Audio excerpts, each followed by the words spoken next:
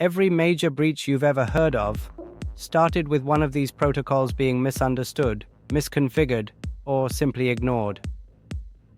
Whether you're defending a system or just learning how the internet really works, these protocols are your battlefield. And if you don't understand them, attackers will.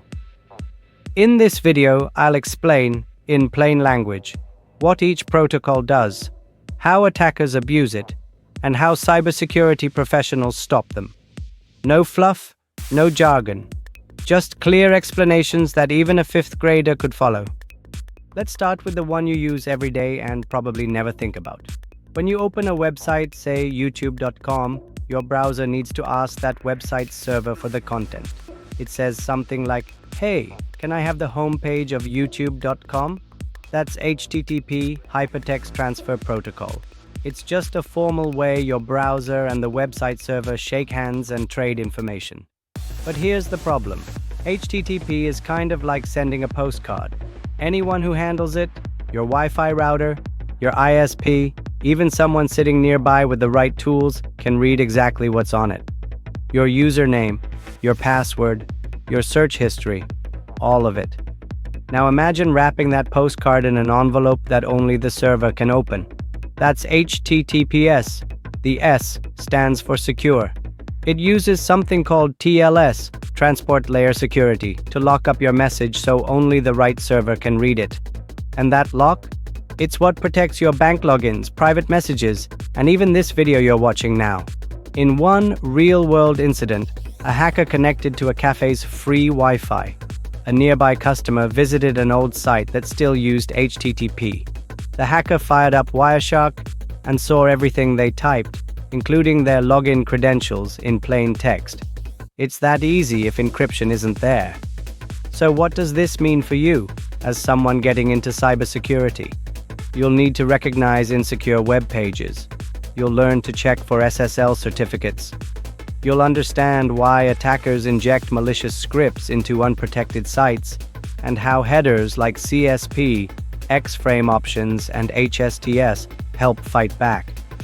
Because if you can't see how data flows, you won't see when it's being hijacked. But before your browser can even ask a website for its homepage, it needs to know where that site lives. That's where DNS comes in, and attackers love abusing it. Let's break it down next. DNS, the Internet's phone book, and how hackers trick it. Think of every website as a house, and just like houses have street addresses, websites have IP addresses, long numbers like 142.250.7414. But you don't type those numbers into your browser, right? You type something easy, like youtube.com. So how does your computer figure out what number to call when you type a name? That's where DNS comes in the domain name system. It's like the Internet's phone book. You type the name, DNS tells your browser the number, and then your browser knows where to send the request. But here's the problem.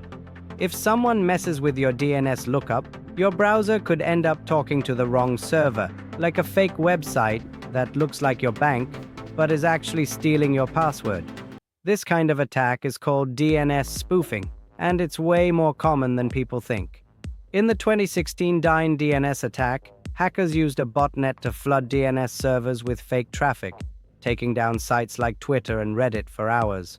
All because the system that tells browsers where to go stopped answering. And here's a trick that even advanced attackers use. DNS tunneling. They hide data inside DNS queries, because most networks allow DNS traffic through, even when everything else is blocked. That means attackers can secretly send files out of a network and nobody even sees it. As a cybersecurity beginner, what do you need to know? First, DNS isn't just about visiting websites. It's about who you trust to tell you where those sites are. Second, defenders use things like DNSSEEK, which verifies answers, monitoring tools that detect strange DNS behavior, and filtering to block malicious domains. But what happens once you've found the right server and now you want to send or receive files? That's where the next protocol comes in. And it has one version that's still used today, and another that's basically begging attackers to come in. FTP and SFTP, sending files, or leaving the door wide open. Let's say you want to send a file from your computer to a server. Maybe a company is uploading its website files, or a developer is pushing a software update. How do they do that? One of the oldest ways to transfer files over the internet is something called FTP, File Transfer Protocol. Think of it like this. You're giving someone permission to enter your office and drop off documents. FTP is the system that says, "Hi, here's my username and password. Now take this file and put it on the server." But here's the problem. Classic FTP sends everything in plain text. The username, the password, even the files themselves. Anyone watching the network can just grab it.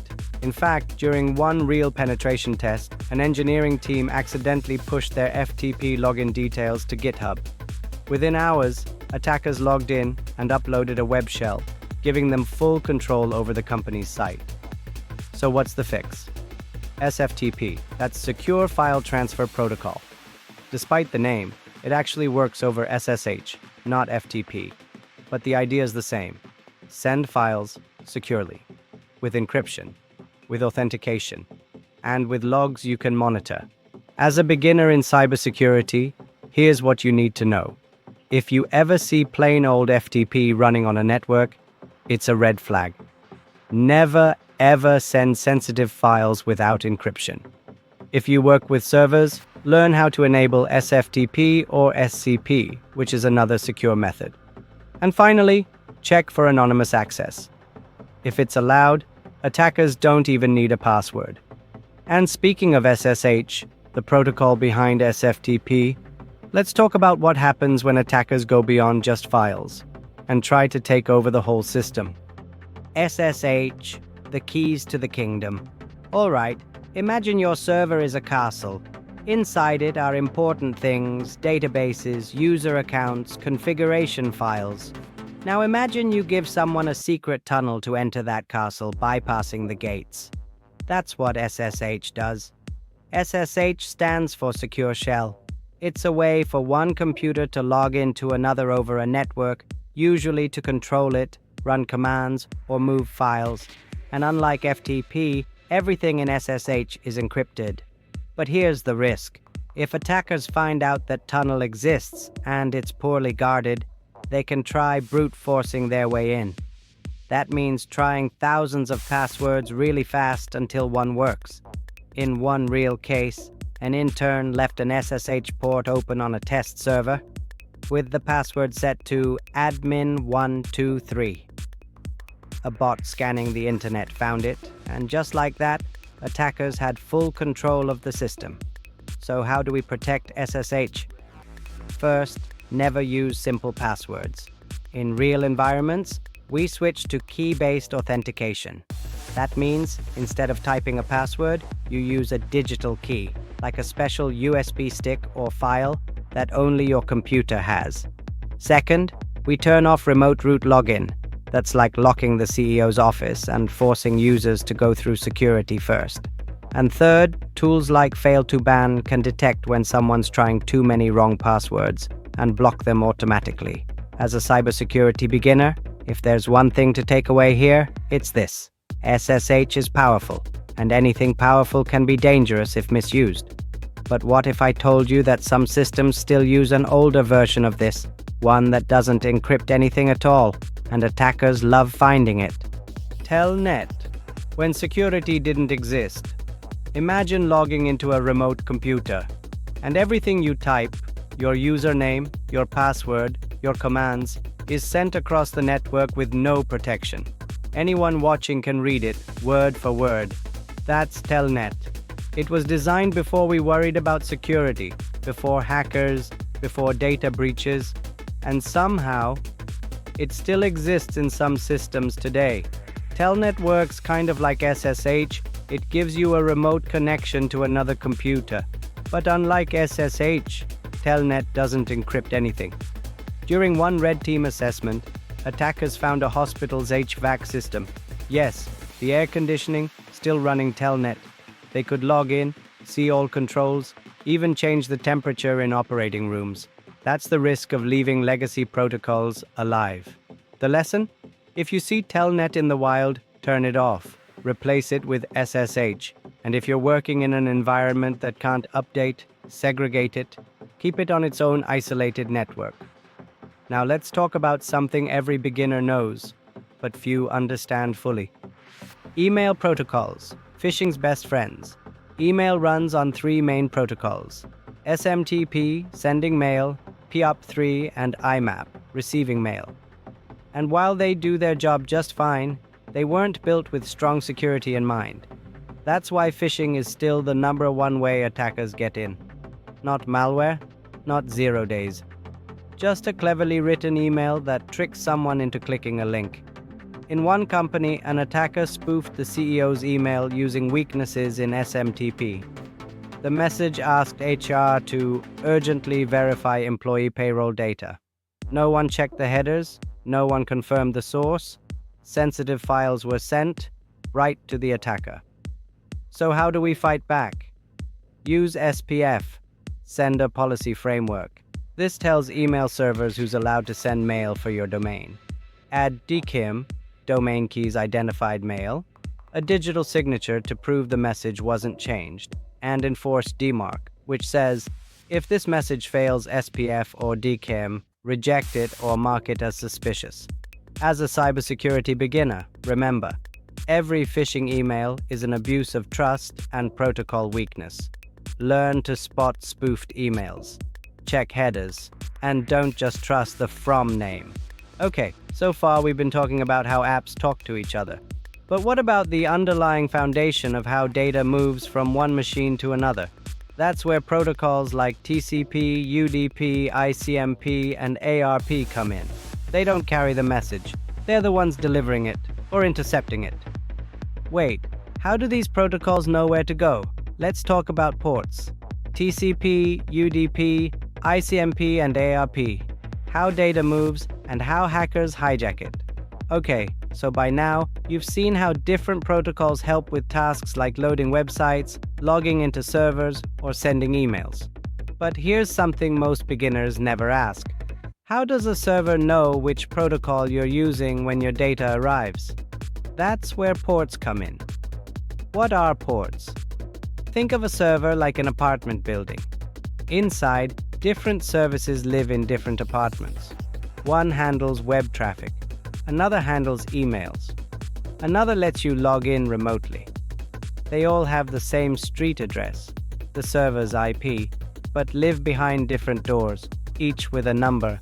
That number is the port. If you knock on door 80, you're speaking HTTP. 443, that's HTTPS. 22, that's SSH. And 25, that's for outgoing email. These port numbers are what protocols use to find the right service, like different TV channels on the same cable line. And guess what? Attackers scan thousands of ports per second to see what's open, because if they find a service that's poorly protected, that's their way in. Now, let's talk about how data travels. TCP versus UDP, reliable versus fast. So now that we know how data reaches the right apartment, how is it delivered? That's the job of TCP and UDP, the two delivery guys of the internet. TCP, Transmission Control Protocol. TCP is like a careful, certified delivery service. It sends your data, waits for confirmation, tracks the pieces, and makes sure it all arrives in the right order. TCP is used by HTTP, HTTPS, FTP, SSH, email, SMTP, IMAP, POP3. And some of common ports are 80, 443, 21, 22, 25, 110, 143, 993. TCP is great for things like loading websites or logging into accounts, where accuracy matters more than speed. UDP, User Datagram Protocol. UDP is the opposite. It's like, I threw it over the fence and hope you catch it method. It's fast, but there's no guarantee the message arrives or that it arrives in order. UDP is used by video streaming, voice calls, DNS, gaming. Common UDP ports are 53, DNS, 69, TFTP, 123, NTP. If some video frames or voice packets get dropped, no big deal. Speed wins. How hackers use TCP and UDP. Attackers use TCP scans. like SYN scans with Nmap, to knock on each door and see who answers. They flood networks with UDP requests to overload systems. Since UDP doesn't confirm receipt, it's easy to abuse. That's why cybersecurity professionals monitor open ports, use firewalls, and set up intrusion detection systems to flag unusual scans. ICMP, Internet Control Message Protocol. It's not for delivering data. It's more like asking, "Hey, are you online?" That's what the ping command uses. It sends an ICMP echo request, and if the target replies, you know it's active. And used by ping and traceroute. What port ping uses? None. ICMP doesn't use ports. Attackers use ping sweeps to find live systems. They can even hide secret messages inside ICMP packets called ICMP tunneling to sneak data past firewalls. Last in this group, ARP, Address Resolution Protocol. When two devices are on the same local network, ARP helps them find each other. If your computer wants to talk to 192.168.1.1, it asks, "Who has this IP?" ARP replies with the matching MAC address. Simple, right? The problem is ARP doesn't verify anything, so attackers can lie. They can say, "Hey, I'm the router," and suddenly all the traffic flows through them. This is called ARP spoofing, and it's how man-in-the-middle attacks begin inside LANs. ARP used by local devices, and what port it uses? None. ARP doesn't use ports. What you need to remember, TCP is reliable, ordered delivery, used by most secure protocols. UDP is fast, but no delivery guarantee, great for streaming, and also for flooding attacks. ICMP is pings, sweeps, and sometimes tunnels. ARP is the local translator, and a weak spot inside networks. But wait, how do devices even get their IP addresses in the first place? That's handled by DHCP, and attackers can quietly abuse it to reroute entire networks without anyone noticing. DHCP is the one who gives out IP addresses. Imagine moving into a new apartment and getting a welcome packet, your flat number, your Wi-Fi password, maybe even a map. That's what DHCP does when a device joins a network. DHCP, the Dynamic Host Configuration Protocol, automatically gives devices their IP address, default gateway, DNS info, and more. It runs on UDP port 67, server, and 68, client. It saves you from manually configuring every laptop, phone, or printer. But here's the catch. If an attacker sets up a rogue DHCP server, they can hand out fake addresses and redirect traffic through their own machine. This is called DHCP spoofing, and it opens the door to man-in-the-middle attacks. As a defender, you can enable DHCP snooping on switches, use static IPs in sensitive environments, monitor new DHCP servers on the network. SMB, the file sharing protocol that made ransomware famous. SMB stands for Server Message Block. It's used in Windows environments to share files, printers, and other resources across a network. It runs on TCP ports 139 and 445. The problem? Many older systems still use SMBv1, which is outdated and vulnerable. That's exactly how WannaCry ransomware spread across the globe in 2017, exploiting a flaw in SMBv1 called Eternal Blue. The attacker didn't need anyone to click a link. The protocol itself was the weak point. As a beginner, remember this. If you see SMBv1 enabled, turn it off. Stick to SMBv3 and always patch Windows systems regularly. RDP, Remote Desktop, a synonym for real risk. Ever logged into your office PC from home? That's RDP, Remote Desktop Protocol. It lets you control a computer as if you were sitting in front of it. RDP runs on TCP port 3389. RDP is incredibly useful and incredibly dangerous if misconfigured. Attackers constantly scan the internet for open RDP ports. If they find one with a weak or reused password, they can break in, and suddenly, they're inside your desktop with full control. During the pandemic, companies rushed to set up remote access. Many left RDP wide open, and ransomware actors got in.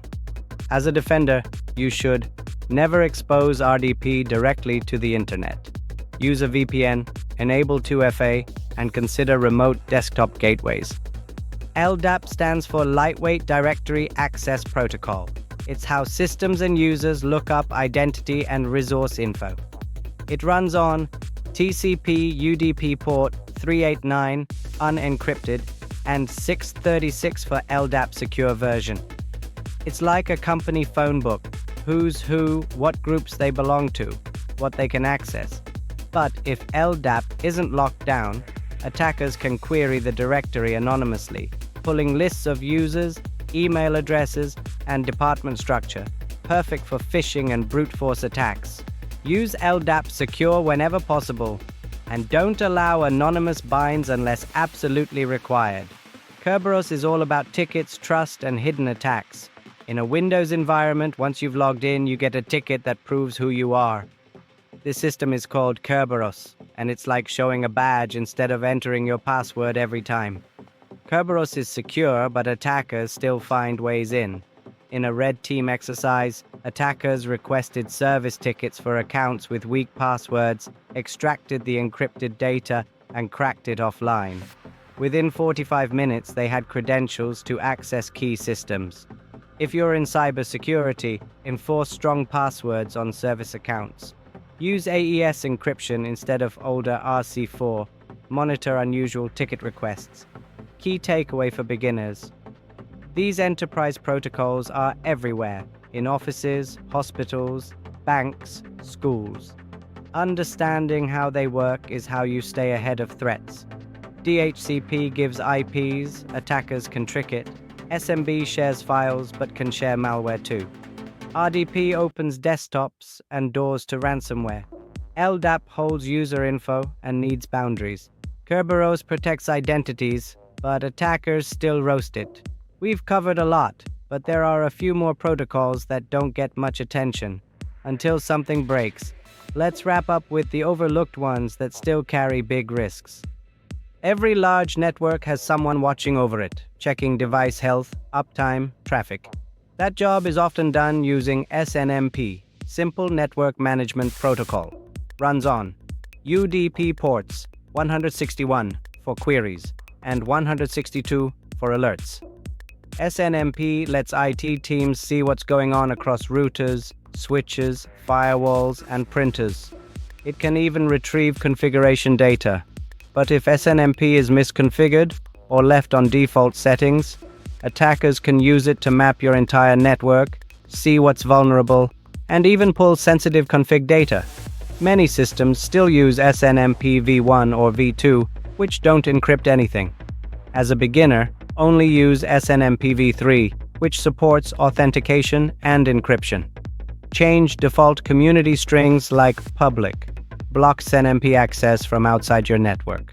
When time becomes a weapon, NTP or Network Time Protocol keeps all your devices' clocks in sync. That might sound boring until you realize it's been used in massive DDoS attacks. NTP runs on UDP port 1.23. Attackers abuse NTP servers in a technique called amplification. They send a small request and the server replies with a much larger response, but to a spoofed victim. That's how attackers turn thousands of misconfigured NTP servers into an army, blasting a gaming company with 400 Gbps of junk traffic. If you manage systems, make sure your NTP servers don't allow public access. Use authenticated NTP where possible. Rate limit requests and monitor for abuse. Lastly, there's TFTP, Trivial File Transfer Protocol, which runs on UDP port 69. It's used by some routers and switches to send config files or boot data. But here's the problem. TFTP has no login, no encryption, no access control. It's like a public Dropbox folder. Anyone who knows the IP and port can potentially read or write files. In one test, a misconfigured TFTP server exposed all device configurations, including router passwords in plain text. Unless you really need TFTP, it should be disabled. So, what's the big picture? By now, you've probably realized something. Cybersecurity isn't just about tools. It's about understanding how things talk. Every packet, every login, every attack, every defense, it all flows through these protocols. That's why we started here. Because if you don't understand how HTTP works, you won't spot an XSS attack. If you don't get how DNS works, you'll miss a tunnel being used for data theft. And if you've never looked at ports, you won't know which door was left open. So here's your next step. Rewatch this video. Write down each protocol. Look up your system's open ports. Install Wireshark. Start watching the traffic. You don't need to memorize everything right now, just get familiar. You're building your instincts. In the next episode, we'll go deeper into how attackers actually abuse these protocols in real-world scenarios, and how cybersecurity professionals defend against them. Subscribe if you're serious about becoming a cybersecurity professional. And remember, every packet tells a story. Your job is to read it before the attackers do.